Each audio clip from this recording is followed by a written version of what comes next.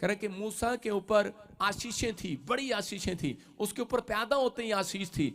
शैतान उसको पैदा होते ही मारना चाहता था, उसके ऊपर परमेश्वर का अनुग्रह था और परमेश्वर ने उसको बचा लिया।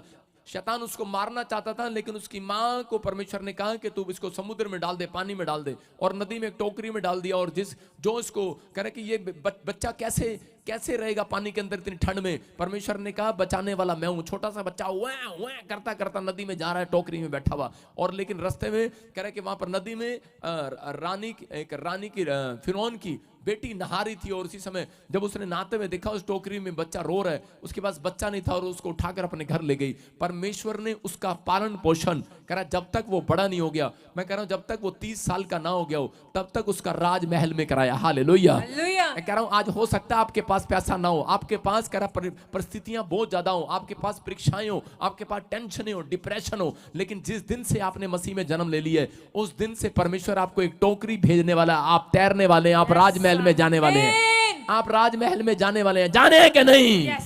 अरे हाँ के ना? जिसको राजमहल में जाना तैयार रहना, आज आशीषें उतरेंगी यीशु मसीह के नाम में। अरे मूसा का सफर करा पानी के समुद्र से स्टार्ट हुआ और कहां गया? राजमहल में। हो सकता है करा कि कितने दिन का सफर था वो, करा कि सिर्फ एक दिन भी पूरा नहीं लगा और वो कहां? रानी के महल में पहुंच गया।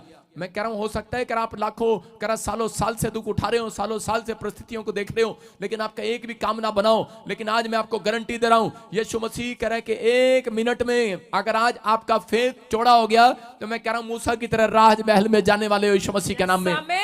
खाली हाथ नहीं रहोगे चर्च। आज के बाद आपके बच्चों का फ्यूचर बदल जाएगा।